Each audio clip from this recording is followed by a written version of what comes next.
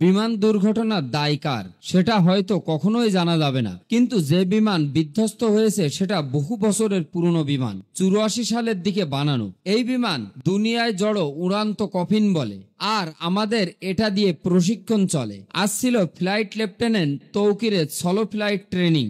সদ্য বিবাহিত সে।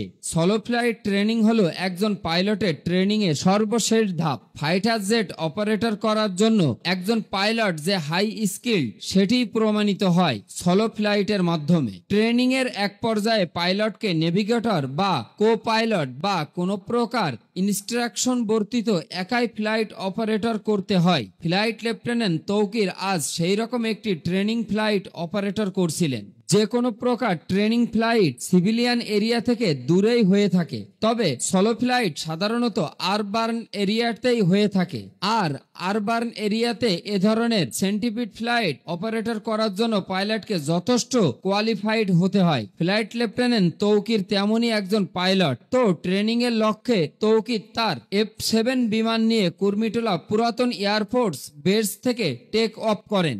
এরপর উত্তরা, দিয়াবাড়ি, বাড্ডা, হাতিরঝিল, রামপুরায় আকাশ জুড়ে তিনি উড়তে থাকেন। তবে কিছুক্ষণের মধ্যে তিনি বিমানে কিছু সমস্যা আজ করেন। কন্ট্রোল রুমে রিপোর্ট করে জানান তার বিমান আকাশে ভাসছে না, মনে হচ্ছে বিমান নিচের দিকে পড়ে যাচ্ছে। কন্ট্রোল রুম থেকে ইনস্ট্যান্ট রেসপন্স করে ইনজেক্ট করার জন্য জানানো হয়, কিন্তু সংশ্লিষ্ট কর্তৃপক্ষের সাথে কথা বলে যতটুকু জানা সম্ভব হয়েছে, ফ্লাইট লেফটেন্যান্ট তৌকির শেষ মুহূর্তে অবধি চেষ্টা করেছেন বিমানটি বাঁচানোর জন্য। তিনি বিমানটির সর্বোচ্চ ম্যাক্স স্পিড তুলে বেসের দিকে ছুটতে থাকেন। এরই মধ্যে কন্ট্রোল রুমের সাথে পাইলটের যোগাযোগ বিচ্ছিন্ন হয়ে যায়। তার ঠিক 1-1.5 মিনিটের মধ্যেই বিমানটি নিয়ন্ত্রণ হারিয়ে উত্তরার মাইলস্টোন স্কুলে বিধ্বস্ত হয়। এখন পর্যন্ত এতটুকুই জানা গেছে, তবে বিমানটি ঠিক কি ধরনের টেকনিক্যাল ফেলিওয়ারের জন্য এই দুর্ঘটনা ঘটল তা কেবলমাত্র ম্যাসিভ ইনভেস্টিগেশন হলেই জানা সম্ভব হবে।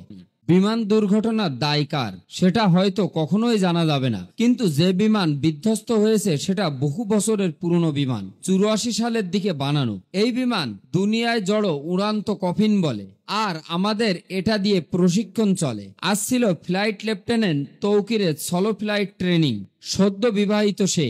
সলো ফ্লাইট ট্রেনিং হলো একজন পাইলটের ট্রেনিং এর সর্বশেষ ধাপ। ফাইটার জেট অপারেটর করার জন্য একজন পাইলট যে হাই স্কিল্ড সেটি প্রমাণিত হয় সলো ফ্লাইটের মাধ্যমে। ট্রেনিং এর এক পর্যায়ে পাইলটকে নেভিগেটর বা কো পাইলট বা কোনো প্রকার ইনস্ট্রাকশন বর্তিত একাই ফ্লাইট অপারেটর করতে হয়। ফ্লাইট লেফটেন্যান্ট তৌকির আজ সেই রকম একটি ট্রেনিং ফ্লাইট অপারেটর করছিলেন। যে কোনো প্রকার ট্রেনিং ফ্লাইট সিভিলিয়ান এরিয়া থেকে দূরেই হয়ে থাকে, তবে সলো ফ্লাইট সাধারণত আরবান এরিয়াতেই হয়ে থাকে। আর আরবান এরিয়াতে এ ধরনের সেন্টিপিড ফ্লাইট অপারেটর করার জন্য পাইলটকে যথেষ্ট কোয়ালিফাইড হতে হয়। ফ্লাইট লেফটেন্যান্ট তৌকির তেমনই একজন পাইলট। তো ট্রেনিং এর লক্ষ্যে তৌকির তার F-7 বিমান নিয়ে কুর্মিটোলা পুরাতন এয়ারফোর্স বেস থেকে টেক অফ করেন। এরপর উত্তরা, দিয়াবাড়ি, বাড্ডা, হাতিরঝিল, রামপুরায় আকাশ জুড়ে তিনি উড়তে থাকেন। তবে কিছুক্ষণের মধ্যে তিনি বিমানে কিছু সমস্যা আজ করেন। কন্ট্রোল রুমে রিপোর্ট করে জানান তার বিমান আকাশে ভাসছে না, মনে হচ্ছে বিমান নিচের দিকে পড়ে যাচ্ছে। কন্ট্রোল রুম থেকে ইনস্ট্যান্ট রেসপন্স করে ইনজেক্ট করার জন্য জানানো হয়, কিন্তু সংশ্লিষ্ট কর্তৃপক্ষের সাথে কথা বলে যতটুকু জানা সম্ভব হয়েছে, ফ্লাইট লেফটেন্যান্ট তৌকির শেষ মুহূর্তে অবধি চেষ্টা করেছেন বিমানটি বাঁচানোর জন্য। তিনি বিমানটির সর্বোচ্চ ম্যাক্স স্পিড তুলে বেসের দিকে ছুটতে থাকেন। এরই মধ্যে কন্ট্রোল রুমের সাথে পাইলটের যোগাযোগ বিচ্ছিন্ন হয়ে যায়। তার ঠিক 1-1.5 মিনিটের মধ্যেই বিমানটি নিয়ন্ত্রণ হারিয়ে উত্তরার মাইলস্টোন স্কুলে বিধ্বস্ত হয়। এখন পর্যন্ত এতটুকুই জানা গেছে, তবে বিমানটি ঠিক কি ধরনের টেকনিক্যাল ফেলিওয়ারের জন্য এই দুর্ঘটনা ঘটল তা কেবলমাত্র ম্যাসিভ ইনভেস্টিগেশন হলেই জানা সম্ভব হবে।